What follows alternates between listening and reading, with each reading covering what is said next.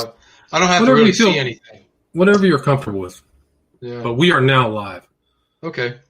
Good. Hi, this is William Ramsey. Welcome to William Ramsey Investigates. On today's show, I have a very special guest. His name is Joe Szimhart. His last name is spelled S-Z-I-M-H-A-R-T, pronounced Szimhart. And he came to my attention after I was kind of surfing the web and came across Steve Hassan's YouTube channel. And I saw that he had just published a book. The title of the book we're going to talk about tonight is Santa Fe, Bill Tate, and Me, How an Artist Became a Cult Interventionist. I just completed it this morning. It's a fascinating book. It's chock full of wisdom about alternate religions is a nice way of saying it. You could also categorize them as cults, but Joe has had quite a lot of experience and put a lot of his wisdom into the book. So I'm delighted that he agreed to the interview. Joe, are you there? Yeah, I am. Thanks for inviting me, Bill. It's a pleasure. Awesome. Well, thanks so much. For people who may not have heard of you, can you talk a little bit about what led you to write this book? I mean, I know that's part of what's in the book because it's kind of a memoir, but can you talk a little bit about that, please? Yeah, sure. I started the project almost 10 years ago, and the idea was to answer the question, how did you get into deprogramming? You know, what got you into exit counseling? It sounds like an interesting field. And I thought, you know, it's a part of my life that I wanted to record mainly for my daughters because it's dedicated to my three daughters because I wanted to let them know something about what the old man did, you know, in that period of time that I was away from home. And and that means that the intervention work I did demanded a lot of traveling. For instance, I was flown down to Australia about 18 times, to Europe a dozen times, to Canada, to Trinidad, and all over the States to do these interventions. So yeah, the book is a way to tell that story. I did an earlier version of it that was rejected by publishers, but it was way too much information. I had like 200 footnotes. This time, I don't have any footnotes, and I shrunk it down to keep it kind of more readable. Hopefully it is, but, you know, like they say, it is what it is right now. It's a record, and I'm planning another book that might be a little bit more formal approach as to how to explain how cults appear and what they are and how to deconstruct them, that kind of thing, more of an educational approach to it. But, so you have a book upcoming, but you've also written a few academic papers on cults as well that have been published in academic journals, correct? Yeah, I've had articles published in journals and books, especially the Cultic Studies Journal, and you know, I've done book reviews. I've had some things published in the Skeptical Inquirer over the years. I mean, nothing heavily academic. I have lectured at academic venues like the Association for the Sociology of Religion. I've lectured at their annual conferences twice, you know, with panels of sociologists about this cult thing. So I've been in the academic mix, but I am not an academic. I mean, my only training, my degree is in fine arts, and that's it. You know, I work as a mental health professional, but I got that training on the job. So I've worked in a psychiatric hospital now for the last 20 years as a crisis caseworker. But yeah, my primary identity is artist. And that's really kind of what led you out to Santa Fe. Would you agree with that? Can you talk about how you... Yeah, thanks for asking that.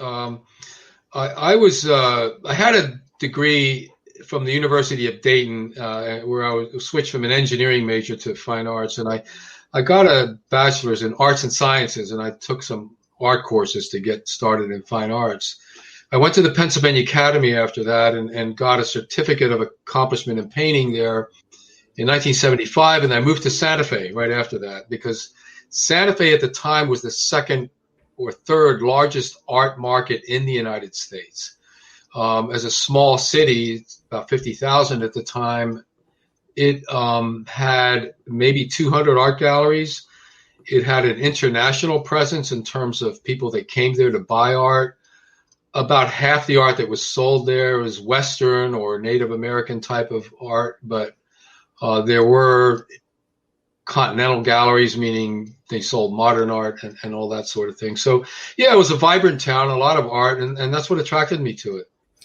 And you were kind of there before New Mexico became as fashionable. Is that true? Yeah. When I got there, there was something called the Santa Fe style emerging. And by the late 70s, it became a thing. And there were books written about it in the 80s. There were people decorating their suites in New York and Los Angeles and Chicago, Santa Fe style. Turquoise jewelry was a thing.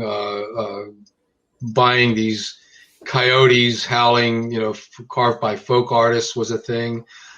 So yeah, Santa Fe became a favorite, among tourists. The tourists I talked to that came there said that Santa Fe was their second favorite place to visit in the United States. New York might be the first, or San Francisco might be the first, or New Orleans might be the first, but Santa Fe was their second. And I think you say in your book, interestingly, that the trajectory of your life changed the first day you arrived in Santa Fe, correct? Is that right? Yeah, looking back, it was, if you believe in fate, I could put the pieces together and said there was a hand of something in my life. I drove into town. I took a runaway 16-year-old from Dayton, Ohio, back home to Espanola, which is north of there. Her mother asked me to drive her home, and I did. And I camped out. And the first day I spent in Santa Fe, I almost had a major wreck coming into town down the ski base, and my U-joint in the car spun out, severed the brake line, and I had no way of stopping. The gears didn't work, the brake didn't work, the emergency wasn't attached very well, and I was careening down a mountain road, and somehow I brought the truck to a stop. Anyway, I got it fixed, and I got into town the next day, and I met this guy, Bill Tate, who's on the cover of this book that I published. And that is the only picture I have of myself with Bill. He became a very good friend of mine over 12 years. But I met him the first day in town. While I was in his gallery, I noticed there was a book, Manly P. Hall's The Secret Teachings of All Ages, that he had, that he hadn't read for years. And there was a magazine. On the cover was this feature article on Nicholas Roerich. He was an artist, a Russian artist, died in 1947, who with his wife began the Agni Yoga Society, which was a major theosophical movement from the 20s. And I read that article, and that, along with Manly P. Hall's book, which I borrowed from Bill that first day, got me thinking about theosophy and the artists that were involved in it, because I had heard about this studying modern art. Kandinsky was somewhat involved with theosophy. Mondrian was, Franz Kupka, William Butler Yeats. I mean, the list is long of modern artists that were influenced by this esoteric approach to spirituality. And Eastern religion was involved in it. Transcendentalism and all of that kind of thing. The early Rosicrucian movement was involved in it. So that got me going. And also the first day in town, after I left Tate's gallery, I went to this bar, and this fellow introduced me to his uncle as a resource, and because I was going to do construction work, and that uncle owned the old I Am Center. And I eventually worked for that uncle and got to know the I Am cult through the working in their old center there, and I studied their teachings. The I Am was a spinoff of Theosophy. It was also a proto-fascist organization. It was a spinoff of partly of New Thought religion, Theosophy, and something called the Silver Shirts. And if you look at William Pelley's Silver Shirts, they were American fascists that modeled themselves very much on the brown shirts that were emerging in Germany at the time, in the 20s, in the 30s. So I got curious about that religion. I met some other people at a small mall there who were part of this Church Universal and Triumphant. And it was years later that they invited me to come to meetings and all of that. And this Church Universal and Triumphant became the cult that most damaged me, so to speak, or got me involved in what I would call a self-sealing social system for a period of about a year and a half. It was that experience from late 78 until the middle of 1980 that taught me what it means to be, quote, brainwashed, unquote, and to be under the spell or the control of a kind of a transcendental belief system that's deceptive and quite manipulative. So, it was from that experience that I began to study what cults were about in the early 80s and trying to sort it out. The Church Universal and Triumphant used Buddhism, used Hinduism, used fundamentalist Christianity. It used theosophy. It used New Thought. It used chanting. I mean, it combined a bunch of stuff. It claimed to represent the perennial religion. The leader channeled beings in the ascended world from all the religions. It was a crazy mix, and deconstructing that brought me into a wide array of resources to look at what world religions were about and also what new religions were about. So anyway, to get back to your question, all of that was triggered by the first day that I was in Santa Fe. Right. Had I picked a different day and met a different gallery, my life would have probably been not the same. Much different. And I mean, the I Am cult, I think it was it Elizabeth Clare Prophet? Was she the head at the time in 78 to 80? I don't know. No. Okay. But she was the head of a spin-off of the I Am called Church Universal and Triumphant. Okay. And it's also called Summit Lighthouse. So she was the leader of that after her husband died from 1973 until she died, I guess within the last decade or so. Actually, she was the head of it till she developed Alzheimer's and couldn't function. Into the 90s, she was the leader. So the I Am cult that I'm talking about was founded in the early 1930s by Edna and Guy Ballard. And so that's a different group. There was a lot of tension between the I Am and the Church Universal and Triumphant, but the I Am claimed that they were the last group in that line, that no more Ascended Master groups were going to appear after them because they were the true and only one. So that the dozens of Ascended Master groups that spun off of that are considered fake by the I Am movement, including this Church Universal. So I hope that helps explain it. It's a little complicated. I did. When I looked at the Ballards and I saw them, they were in the white kind of suits. They kind of looked like Christian evangelists of that time in a way, but they definitely had some. He thought he was the reincarnation of George Washington, right? Wasn't that?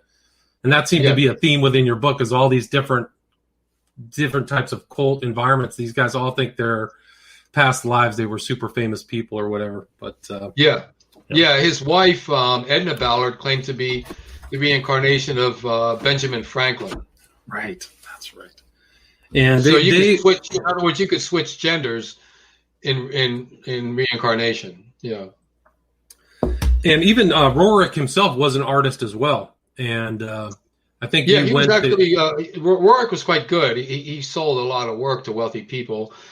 He wasn't considered a great artist by the critics or by his Russian peers, but a lot of Russians loved his work, and so did New Yorkers. So he was a competent illustrator. I mean, his work is good. I mean, wasn't he the one who inspired the tracing board on the back of the dollar bill? I thought that he got Wallace to put that on the dollar bill. I thought there was some story about that. Yeah, the story goes that he convinced Henry Wallace, who was Secretary of Agriculture under Roosevelt at the time in the 30s, that all-seeing eye on top of the pyramid needed to be put on there. It was part of the esoteric Egyptian Eye of Horus or whatever, and it was part of the occult background of the real meaning of the United States, that it was overseen by God and by God's emissaries. In other words, his angels, his masters, and all of that are guiding the United States in some way, and that all-seeing eye is there watching us. Little spooky, but it became part of our dollar bill. So that's the story behind it. Yeah. And I think didn't he influence Roosevelt's wife too? She said it was Besant. She made some kind of, was she a channeler? I don't remember. Eleanor Roosevelt? Yeah. Yeah, Eleanor was a progressive person, and interested somewhat in theosophy. She read the Alice A. Bailey books, which Bailey, was that's right. Alice Bailey lived from the late 1800s until about 1949. I think she passed away, but she channeled a series of about 20 books from an ascended master called Jwa Kul that she called the Tibetan, and the Tibetan did these abstruse kind of channelings like externalization of the hierarchy, for instance. And Bailey was known for her quasi-anti-Semitic stance. And what that means is that she said that the time of devotion, which is the Jewish way of life, is disappearing, that way is gone, and a new way of love wisdom is coming in, like a new age. So she was a herald of something called the New Age. And that old devotional system is gone. So that kind of put her in the anti-Semitic framework. And she wasn't as fervently anti-Semitic, let's say, as Hitler became. That's not what she was about. But she was displacing the time of the Jews, with the way she taught. And so her work was taken up by a lot of New Age progressive people in the United States. And Eleanor Roosevelt would have meetings in the White House, and they would have people like this. A lot of wealthy and high-level politicians are into this esoteric stuff. They've been initiated into like skulls and bones and crap like that, or I shouldn't say crap, but clubs like that. That other people might find silly if you aren't part of it and you understand what all of it's about. But it's all kind of based on Freemasonry and its secret teachings and levels of awareness and all of that kind of culture. So she took Alice Bailey's Great Invocation, which is the central prayer of something called the New Group of World Servers, which functions under Alice Bailey's teachings, and has been a presence of New Group of World Servers in the United Nations. Now, that doesn't mean that the United Nations represents them in any way. It just means that the United Nations houses a lot of different kinds of clubs and esoteric stuff, because it's there's different places where you can go meditate there. Right. You can do all kinds of stuff. There's a meditation room there, right? With the and it was, for instance, it was set up by Sri Chinmoy. The meditation room was one of them. And Chinmoy claimed to be the United Nations guru at one time, which the United Nations came out and told him to cease and desist, claiming he's the United Nations guru, because he wasn't. Wow. They don't have any such thing. So there's a lot of mixed messages going on about conspiracies about the United Nations, but you have to be really careful about this kind of thing, because the conspiracies are fed by both sides of this debate, because it makes them feel more powerful to know this stuff.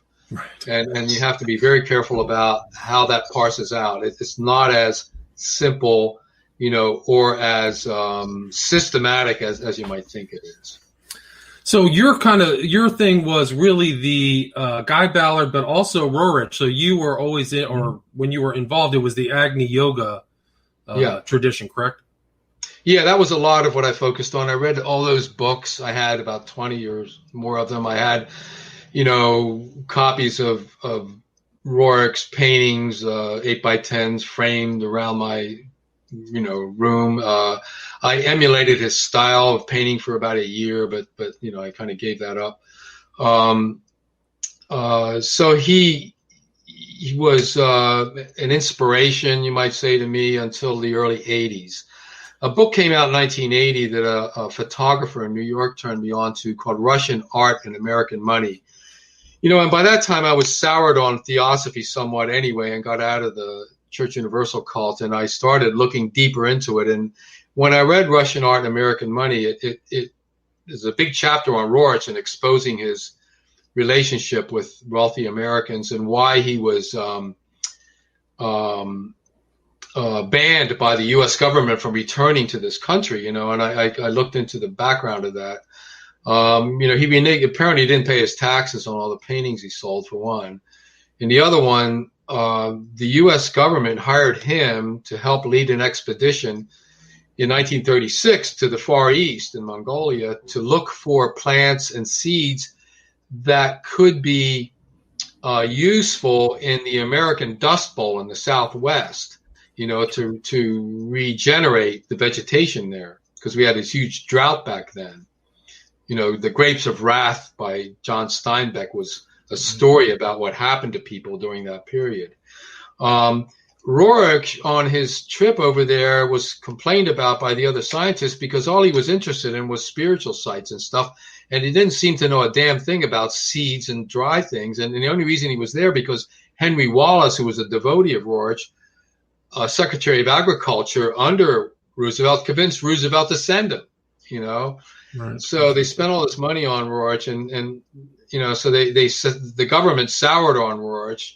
Henry Wallace got tremendously embarrassed by his relationship with Roerich because the Washington press got a hold of something called the Guru Papers, his letters back and forth to Roerich, which are very strange and, almost QAnon sounding in a way, the way he was writing. And it embarrassed him, and it hurt his campaign to run for president under the Progressive Party. Oh, interesting.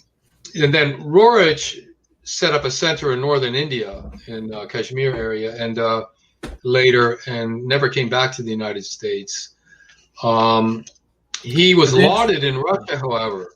Yeah. Right. No, you said that there. You showed the picture of him and his wife in their Agni Institute or whatever. But yeah, he there was were also statues. influential. Yeah, he was influential in the States. There was the Roerich Institute in New York. You said you visited that. And I thought it was interesting that he focused on Kanchenjunga, which when you did your world tour, you saw that. But that was also what Aleister Crowley tried to ascend. That was one of his things. So it was. I noticed your background on Crowley. I've read quite a bit about Crowley, but we can talk about that later. I've done anyway. I have done interventions with Crowley-centered cults. Oh, really? Interesting. Yeah. I didn't know that. Well, there's many of them around, huh? We're getting to that after you kind of came out of your, would you call it maybe a New Age phase or a Theosophy phase? I mean, but you were doing I think that the I Am movement, didn't they do the decreeing where they really chant very fast and are supposed to make changes in the world through this kind of esoteric chanting? Yeah. Let me explain that. They called it decreeing. And the idea comes both from the Christian Bible and from Eastern teachings about mantras.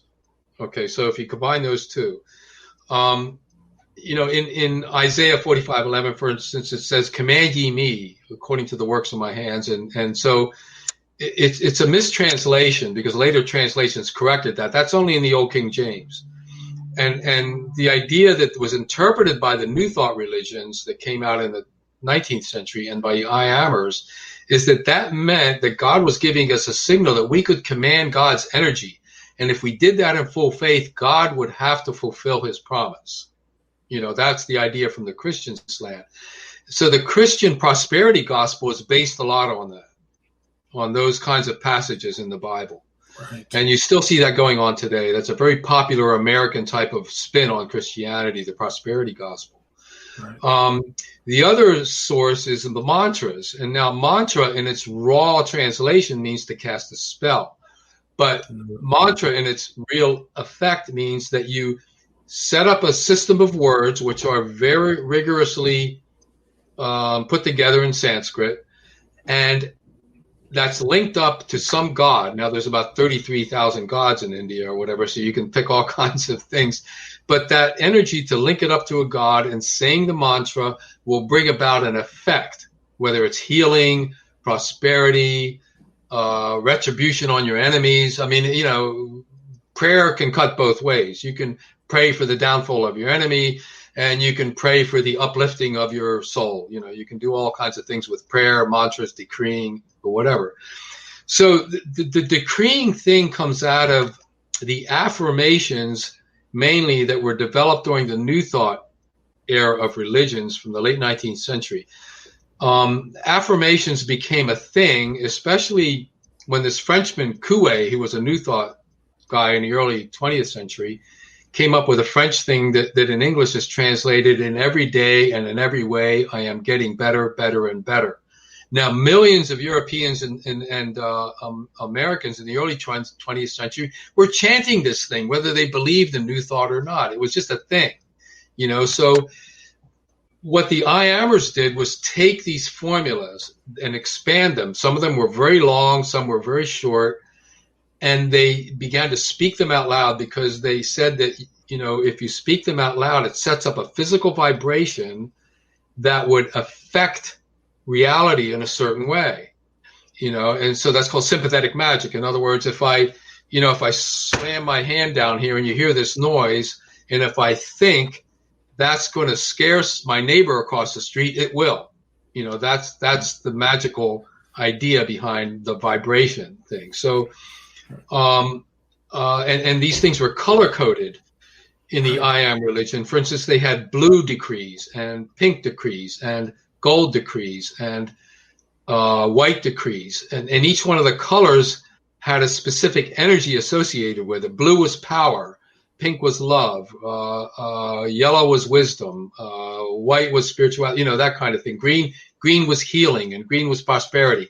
So if you did a green decree, you would do a healing decree, or you would do a prosperity decree.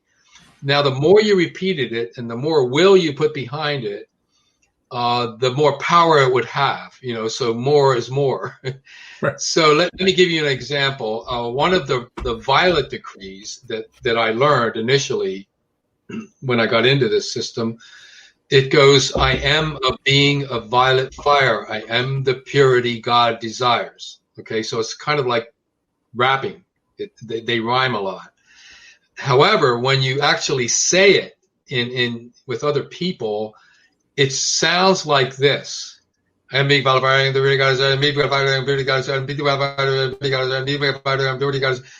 sounds like rapid auctioneering is what the decreeing sounds like. And you can imagine a room of 3,000 or 4,000 people doing this, what that feels like. It's like a buzzing sound. And if you do it for about a half hour, you get a buzzing feeling in your head. And that feeling is interpreted as spirituality, as a spiritual infusion within the person, and it gives you the sense that there's something working going on there. So that's basically the power prayer of the I Am movement and the Church Universal and Triumphant, and dozens of other similar groups that use decreeing and mantra yoga. It's called mantra yoga as a core of their practice. So I hope that helps. No, it does, because I've heard it online. You can actually, some of the, either I think it's the Church Universal Triumphant has some of the decreeing happening. It sounds, it sounds like a chant, but also, it's just like you said, it's very unusual. But the people in that group really think that it can create change kind of in the world. It's kind of like a magical chant in some ways. So you kind of became disillusioned, really, you're fortunate in many ways, because you weren't in there for very long. After a couple of years, can you explain how that kind of disenthrallment took place and led to becoming an occult interventionist? Sure. Most people in these high demand groups are somewhat ambivalent about being in them, because they know that the people on the outside see them as cults, for the most part. Often there's tension with family members once a person gets in, because, obviously any mother, father, brother, sister that isn't a believer is going to think you're going over the edge here, right? So it gets difficult to communicate with family, so that can cause some ambivalence. And so you tend to keep this stuff to yourself when you're in a group like that. And part of the wisdom behind occultism says that if you get into this world of theosophy and Gnosticism and all of that kind of thing, that you should practice something. It's a kind of a mantra that you say to yourself: to know, to dare, to do, and to be silent. So there's this that goes back to Eliphas. That goes back to Eliphas Levi. That's the it goes way back there. And it comes. Blavatsky studied Eliphas Levi or Levi's stuff, but it even goes back to the Freemasons, because you take a vow of silence under the penalty of death, that you don't reveal what goes on in the Brotherhood. And that goes back to the Rosicrucians. It goes back to the ancient Egyptian mysteries. I mean, this is nothing new, that you keep your club secret secret. That's common. The CIA does it. The FBI does it. The Freemasons do it, and a lot of modern cults do it. You maintain silence about this high wisdom.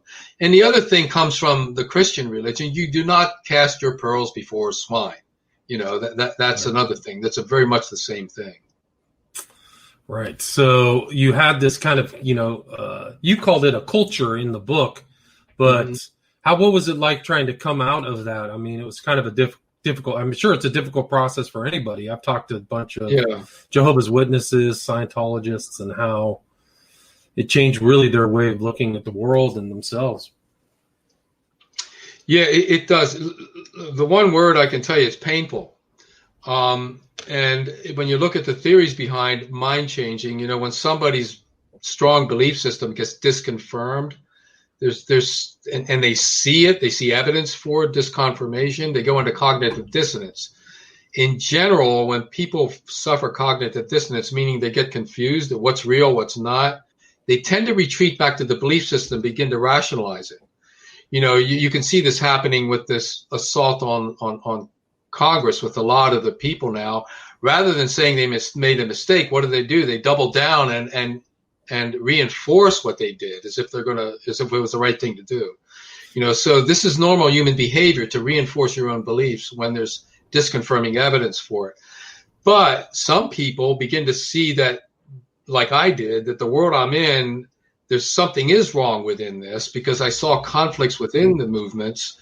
Agni Yoga did not agree with the I Am movement. The I Am movement did not agree with Church Universal and Triumphant. The Alice Bailey movement had a lot of things that were very different about it, and yet they were all supposedly channeling the same ascended masters. You see my point. They were supposed to be unified. They were supposed to represent the perennial wisdom, which was, released to mankind in ancient times, 60,000 years ago or something, which is another bogus idea. But however, that was the concept, that there was a brotherhood of all religions, right, in Theosophy. Right. Yet all I saw was fractured groups that were getting more and more fractured. Almost like in Christianity, you see, 1,600 denominations today. What I mean? Yeah. So the idea of one gospel is kind of a myth, but people want to hold on to that, and so I began to fall apart within about this whole thing. My first wife divorced me because I was involved in this, because she said, you're not the man I married. You're different. I was different. I was 24/7 involved in this crazy stuff that I see as crazy now. So I was having panic attacks at night. I was getting up like 4 a.m. with stomach cramps.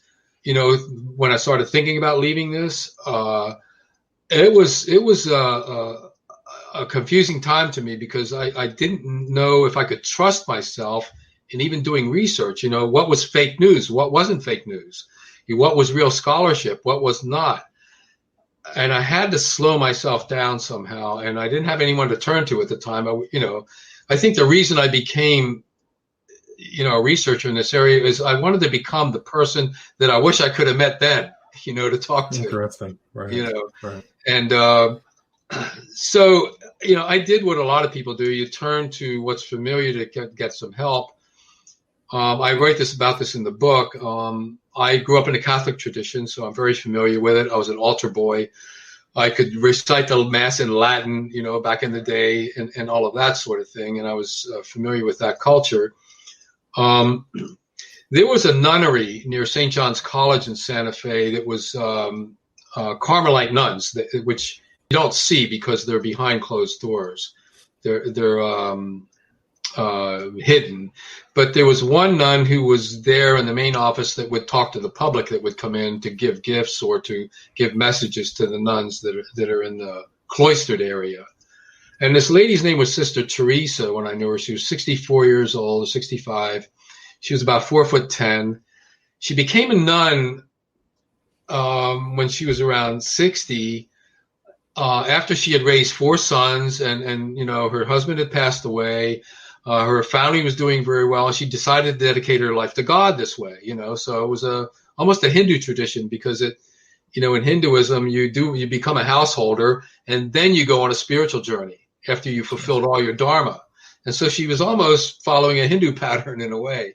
But she was a sweet woman, and I would just stop and talk to her now and then. I even gave her a gift of one of my paintings. And so while I was hiking up on the mountain up there, Sun Mountain, I decided to stop in and talk to her and just unload about this conflict I was going on, the spiritual conflict. She had no idea what I was talking about, theosophy, Rosicrucians, and all this stuff. I was babbling for about 15 minutes. And she just slowed me down and she said, "Joseph, can I pray with you?" And so she did. She just started a normal Christian type prayer, invoking God and the saints as Catholics do, and asked, for help and all of this. And for some reason, I just started crying like hell, when I was there. It just sort of emptied out. And when I left there, I thanked her. And that day, I don't know how to explain this other than it's a psychosomatic reaction. That kindness she showed, I think, just helped me relax inside. And I felt what Mormons might call a burning in the bosom, which I was on fire. My whole body felt heated up. And it lasted hours, and I even took a cold shower for about 45 minutes, just standing in this cold shower, just trying to chill out. And I felt different. The next day, everything settled down. I didn't feel like suddenly joining the Catholic Church again or anything. That wasn't what this was about. It wasn't about Catholicism. It was about some kind of human connection that helped me release this. I needed a relationship, and so I think that's where love is. It doesn't exist as an abstraction. It's always in a relationship. It's in the real time and real world. It's not something you send with cards and stuff, So, but you wrote in the book, that was, I think you use this term often, quoting Wittgenstein, which is the fly figures its way out of the fly bottle. Yeah, she helped me to somehow begin to get out of the fly bottle. In other words, out of that closed system in my head. And after that point, I began to look back at the critical books on theosophy that I had already looked at, but felt different about them. And when I read them and read about a critical book about the I Am movement and others, I was seeing it with fresh eyes, and I was able to absorb and extend the information without feeling guilty or impeded in any kind of a psychological way. In other words, I could entertain doubts now. Healthy doubts, and that's what it was. It was a matter of being freed up to do real academic research and sorting this stuff out, which took me years, because I read a lot of books that were useless to me after I read them, and it took me a while to compile really useful information, or what I call pragmatic information, that I could build on. And one thing led to another. I began to write a little bit about my experience. I got to know some ex-members of Church Universal. They introduced me to some parents that were concerned, that wanted to talk to me about my research. My name got around, cult awareness networks that were around, and I suddenly got swept up in that world as a resource person. And then deprogrammers and exit counselors called me to come help on cases, and I thought I would try it out because it sounded interesting. Before I knew it, I was getting one call after another, and it turned into a living for 12 years. I actually did nothing else to make a living except some artwork, traveling around doing that kind of work. It was that's why I wrote the memoir. I wanted to kind of capture a little bit about that period. Right, and I mean, you include so many references to the books you found helpful in your book, and I think that's also a great reference. Like, there's a lot of I would say this book is chock full of wisdom from what you've learned. So I highly recommend people. This book may be the personage that you could read before you get into a cult. So I would suggest people read this. But can you talk? You talk about some of the case studies. You were actually arrested and tried up in Idaho. Can you talk about some of the cult mechanics of, you call it exiting, or there's different terms, deprogramming? Right. Well, basically, an intervention is just getting an opportunity to educate someone. That's all it is. Because what you're talking about, some journalists call this information disease. When somebody is living under, seeing patterns where there aren't any, that's called apophenia. That's a kind of a mental disease. You see a face of somebody in a cloud where there isn't really a face up there, but they think that it has something to do with the face. People see constellations in the sky and develop mythologies about them. I mean, we do this all the time. Human beings are pattern-making creatures. We do it to make sense of the world, and sometimes make good sense, and sometimes it's just BS, but we do it all the time. We always look for these patterns. We need to do it in science. We have to look for patterns and see if they match up with reality. Where was that question going? Well, I was just like your approach to interventions. I mean, there was differing approaches. You had talked about this guy who would literally kidnap people and kind of hold them. Was Ted Patrick and a number of others. And I got caught up in that world a little bit. It was part of my career for about 6 years. I would help on cases where someone had been held against their will. My goal when coming in after that was done was to try to convince the person to talk freely and get rid of the security, which happened most of the time, but it didn't always happen. And so you could get into legal trouble. But for the most part, the interventions were, they might start by surprise, but the cult member, so to speak, had control. If they wanted me to leave, if they didn't want to talk, then it was over. So the skill was to gain rapport and get them interested in information quick enough that the cult member would say, okay, I want to hear what you have to say, but I'm going to give you 2 hours, or I'm going to give you 5 minutes, or, because my parents want me to talk to you, or my wife wants me to talk to you, I'll talk to you for today, and that's it, But then the job of the interventionist was to keep it going, because it usually took several days at least to get enough valuable information out there to reflect on for this brain to begin to shift the neural nets around and see things in a different way. It doesn't happen easily, and it doesn't happen quickly. There's no snapping people out. Now at some point in 10, 20, 30 hours of discussion, sometimes people will suddenly come to an awareness and they begin talking about the group in the past tense. And once I start hearing that, I realize, well, we've turned a corner here. They're not in the group psychologically anymore. They might have emotional ties to it. They might need to clean up a lot, which could take some work. But I've gotten their point of view expanded enough where they no longer fit into a constricted mentality. And that's the goal, is to expand a person's point of view during intervention. Because most cults are very constricted when it comes to information and what you believe and who you believe. Right. And you covered so many different groups in this. I mean, you talk about Scientology, Unification Church, and so you're kind of on their list as what they would call a deprogrammer, and try to harass you or whatever. Can you talk a little bit about that? Yeah, I've gone through a lot of harassment in different ways. I mean, the group I was in, the IAM and Church Universal, I found later on from ex-members that were deep into the group that I was on the chanting list, where they would decree, for my karma to descend on me and blah, blah, blah, and all of that, and so there's that metaphysical attack, which I didn't feel, but they was there.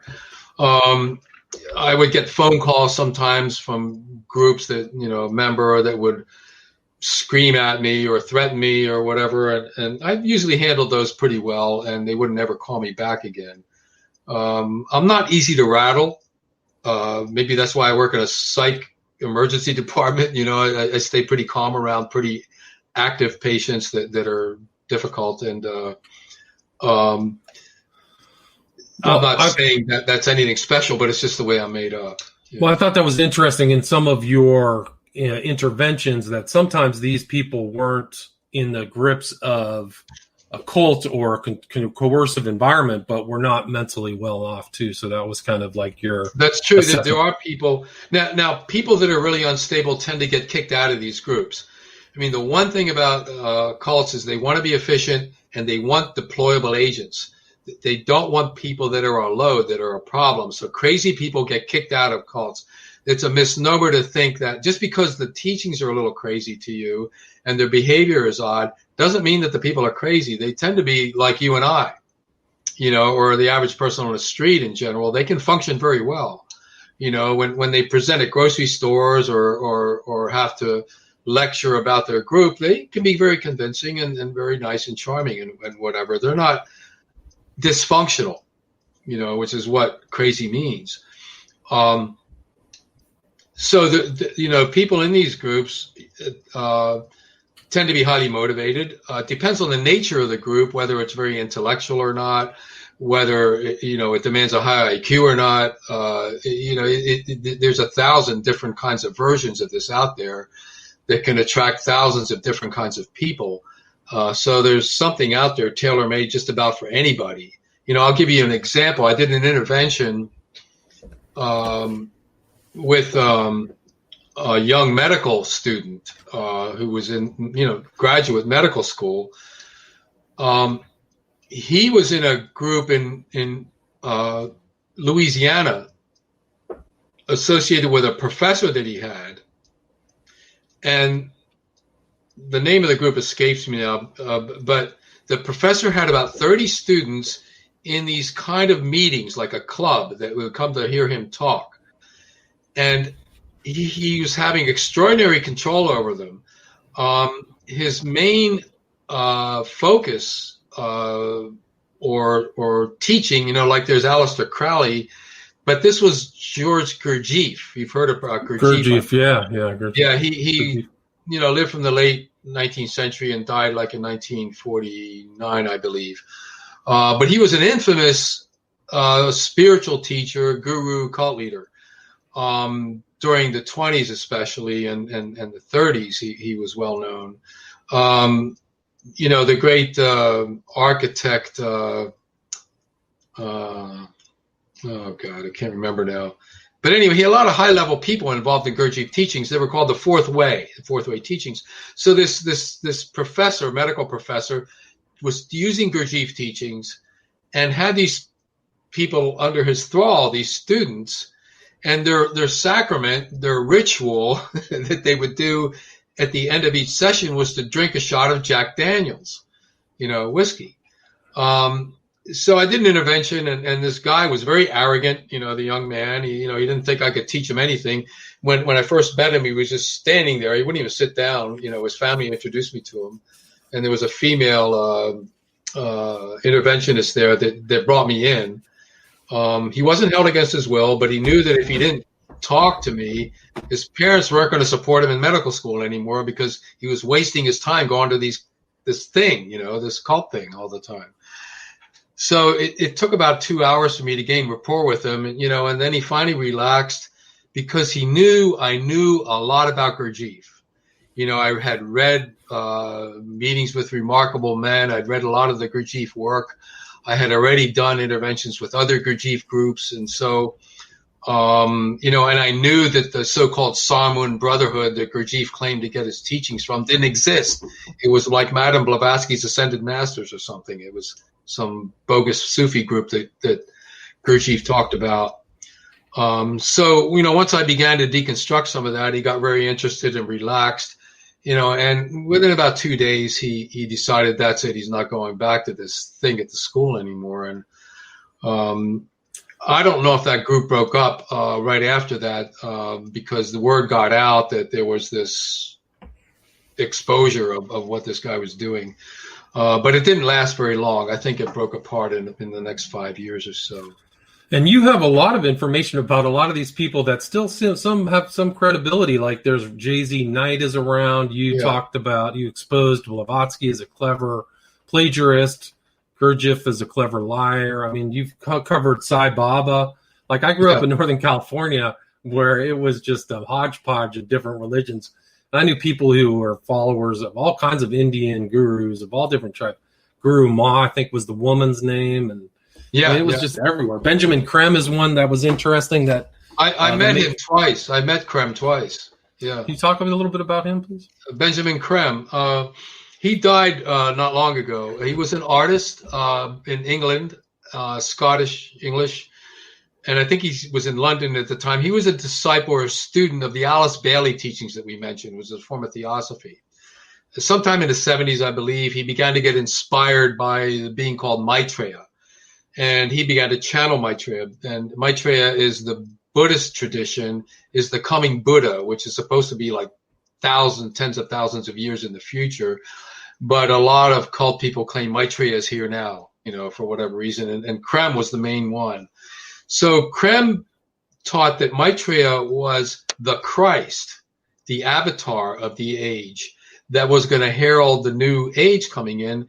So in 1982, I believe it was, him and his organization took out full-page ads in 4 major newspapers around the world: the New York Times, the LA Times, the London Times, and I think Japan, the Tokyo, I'm not sure. But this was expensive, full-page ads. The Christ is now here. Right, I remember this. I remember. A lot of copy about how he was going to appear, and Benjamin Creme is kind of like as John the Baptist is going to announce him. And he would appear through the clouds, meaning he would come in an airplane, and he would land somewhere and announce himself, but he would have to be accepted by mankind first. And so Creme's job was to convince enough people to accept him so that he could appear, right? And so he went on a lecture tour, and he came to Santa Fe. He lectured at the Sheraton there, and I went to the first lecture he gave in 1982 there. And I remember Creme, he's a white-haired little guy, and he was kind of soft-spoken and, charming in some way. And he talked about all this theosophy stuff and, the coming Maitreya. And, there were about maybe 100 some people in the audience. Halfway through, there were maybe 50 people left. And toward the last quarter of the talk, there were maybe about 30 people left there because they just started leaving because he sounded kind of nutty. But there were some people there that were totally into him and just eyes wide open and glowing and listening. And then what he did was he said he would have Maitreya, the Christ, overshadow him. He would sit there and he would stare into your eyes and allow the light of the Maitreya to come into you. So people were having all kinds of reactions, when he stared at them, and this comes from autosuggestion and suggestion. It's a real common theme in hypnotic relationships, it's been studied before. So he was taking advantage of that, but the people there thought it was a real spiritual thing. Now, I didn't know what it was at the time because I was early in my research in 1982 about all this. And so I sat there and he went right by me. He didn't look into my eyes, I was right there toward the front row. So I thought, what the hell? He's moving this way toward the left of the room. So I got up and I moved all the way to the left of the room because I wanted to see what this was. And so he finally looked at me. I was the last person he looked at. And when I looked at him, I had a hard time keeping my eyes open. I had a psychological reaction is what happened. Interesting. I was spiritualizing at the time, thought I was in a spiritual battle. Like dark and light or whatever. That was what I was thinking at the time. But really, it was just a psychological reaction as I look back on it. So I've heard that he had control over some of his audiences. I've seen weird videos online. Oh, they saw all kinds of things. But yeah. In my studies of gurus, people see all kinds of things that they project or transference, it's called, onto the guru. They will see golden light. They will see the guru levitate. They will see the guru change in form from a person to a blue god. Their astral body or something. Yeah, I've heard of that. Yeah. People report all kinds of things when this charismatic relationship is set up. Yeah. So with Creme anyway, Creme stopped gazing at me. He threw his hands in the air. He said, "That's it. That's enough." And he got up and he walked off stage.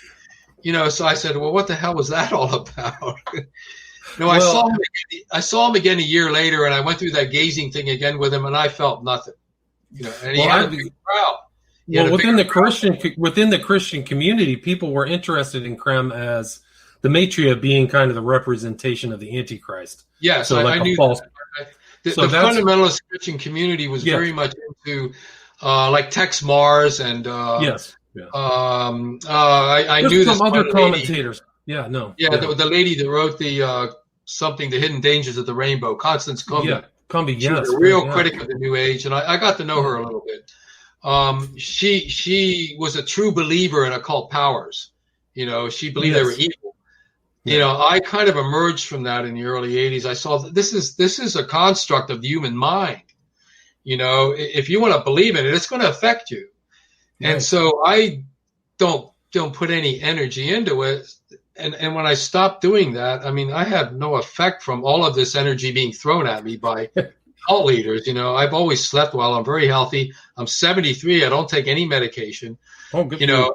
I rarely call out sick. So I don't know where the hell this occult power is. And I've been a critic of this stuff for 40 years, So if it's there, I don't know what's protecting me, but I don't get it. Well, one of the sentences from your book that I left in my notes was, "We are easily fooled by experiential and somatic signs, as I would soon begin to learn, as many former Mormons know." So, like, even these so-called changes are driven by belief, I would say, physical, psychosomatic changes. Would you agree with that? I agree. Now, don't get me wrong. Human beings function on trust. They function on belief because there's a lot of mysterious things here in relationships and in the world, the science, nature world, and in the social world. And we have to do something that sociologists call plausibility structures in order to just reduce anxiety. So we come up with stuff that might not be right, but we have to hold on to it to just get by day to day. I mean, just simply put, we put up a plausibility construct that supermarkets have safe food to eat, right? Right. Now, we can't prove that every day when we go in there, or else we go nuts trying to prove it. But we have a trust system built on that. And sometimes the trust system's wrong because the supermarket has to pull stuff that is toxic, because the FDA discovered that this is not good and they have to get it out of there, and people sue the company, and, all that stuff happens. But we need to have belief systems. Plato called them, and I've mentioned this in my book, pious frauds, or noble lies. They are almost necessary. They're not intentional frauds. They're not harmful even. And they might be useful. So, I might be getting into odd territory here, but there are people out there that are cynical about this and believe that it's good to have people believe in a particular lockdown version of Islam or Christianity or Judaism or whatever, in an orthodox or some kind of fundamentalist bizarre way, in order for society to be controlled, even though it's bogus. We have to hold on to it. We can't change it. And then you have these rigid societies like Saudi Arabia and North Korea, as a result of that. So the pious fraud becomes constricting. It's no longer noble. It's no longer a useful way to run a society. Our founding fathers in the United States knew that the realities had to be constructed. And they were constructing one with the Constitution. They knew it was an experiment. It wasn't dropped down to us by God. This was a human experiment very much, hopefully, supported by a divine presence, but they knew it was human. And I think the wisdom of the U.S. Constitution is that it's flexible. It changes. It can be amended. There are many things which were flawed in society back when it was founded. Women couldn't vote. Blacks were slaves. I mean, there was all kinds of things like that had to be and continue to have to be amended. We can't stop changing who we are. It has to remain pragmatic, in other words. And I think that's the lesson I learned through all this, is that for human beings to be healthy, they have to be pragmatic to some extent.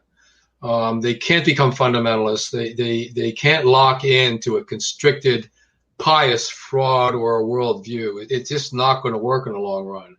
It's going to break apart because human beings don't function well under that. I mean, you can see Saudi Arabia busting at the seams over there. Women want to drive cars.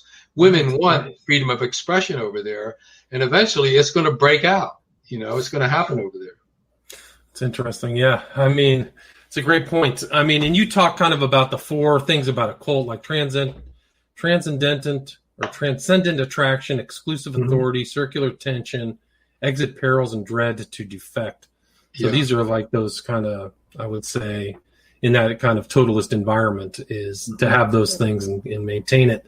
But we're at an hour, Joe. Do you have anything you'd like to add or anything I missed? Or can you talk about your social media contacts if people want to reach out to you? I started a YouTube channel. I don't know where it's going because it's kind of crude. I use my iPhone in my studio. I was encouraged to do it because of this QAnon thing out there to kind of comment on some of that. What are your thoughts about QAnon? It's got a very crazy history. It has some roots in like I mentioned, in the early fascist movements in the United States, which believed in these kind of same conspiracies. The I Am certainly did, and so did the group I was involved in. I mean, I can almost see a version of my group in QAnon part of it. QAnon also has attracted people that what I call wounded narcissists, people who maybe aren't that prone to really study government in its real form, but will want to believe that government is against them and their freedoms, because it takes their money away in taxes. They don't know where the money's going. It looks like a mystery, like a deep state out there. A wounded narcissist is someone that wants to blame other people for their problems, that their lack of accomplishment, their inability to function. And they also believe that their identity is going to be taken away. They're very insecure type people. All narcissists are insecure. So they want to put up walls and they want to keep the immigrant out, or, they want to make it, quote, legal, which means very restricted as to who can come in and out of the United States. They want control of it. They want authoritarian control. That's what a wounded narcissist wants. So I think that if anything, I would encourage people that hear this interview to kind of look into that, see if they have some of that in them and or other people they might know, because most of these people that are involved in this kind of QAnon or whatever basically want to be good citizens. That's the appealing part. They want a better world. That's the hook where if I was to do an intervention, that's my highway into their world where I can begin to explore, okay, you want a better world, how do you see this functioning? And then start helping them through education, deconstruct some of their ideas and maybe improve on how they interpret the government, or how they interpret some of the stuff that's being fed to them through social media that is, completely not true. No, it's fascinating that you say that, because it makes me think like that QAnon, there's these missives that come out almost like from a cult leader. And then you have to really try to, look at the tea leaves or the animal guts or whatever to try to ascertain what its meaning is. And it becomes kind of like people are getting these rushes after trying to understand. And then they're on the inside. And then they're always talking about they're going to prosecute and put these people in jail. And there's 65,000 indictments and nothing ever happened. Nothing really ever happened. So they're creating potential patterns, and people put the patterns together because we are pattern making animals. So they take advantage of that. The people that are into this don't realize they're being taken advantage of. I'll finish off with this. There's a book which I recommend everybody read if they're interested in this, called Brainwashing: The Science of Thought Control by Kathleen Taylor. And it came out within the last decade or so. And there's a section in there called A Traitor in Your Skull, which basically means that our brains can deceive us because if we don't pay attention through judgment, how we're interpreting reality. And so there's a lot of different ways that our better judgments can be bypassed using these techniques of throwing patterns at you or whatever to influence the way you think. It's fascinating to study it. Information is power. If you get the right information, if you get the wrong information, you're going to get information disease, and you're going to be controlled by the disease. And there's a lot of information out, so don't get that disease information. What's your work? We contacted through Facebook too, so you're on Facebook. in as much. So if people want to reach out to you there, and what's the book you're working on? Well, I don't really even have a title for it yet. I'm just beginning to construct it, but it might take me years. Who knows? I have a full-time job, and it's hard for me to find time to write like that. But based on all my notes and all this, I probably want to give a better handle on the types of cults that are out there, to kind of break it down a little bit into a systematic way of looking at this sort of thing, and maybe refine what I said in my memoir about the structure, of how these work, and also just warn people there's always surprises. You might educate yourself. There's one book by Pratt Canis and Aronson called the Age of Influence, and I think that's the title. Anyway, they state in there that to be forewarned is not to be forearmed. I mean, you can study about this, but you can get caught off guard by something that doesn't look like what you read about, and before you know it, you're down the rabbit hole. Right.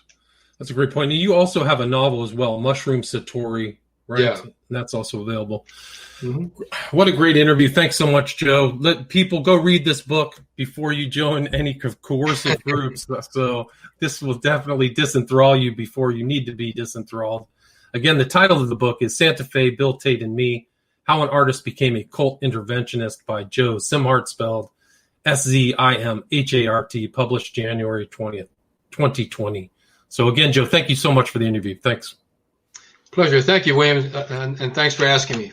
All right, take care. Have a great day. Okay, you too. Bye-bye. Okay.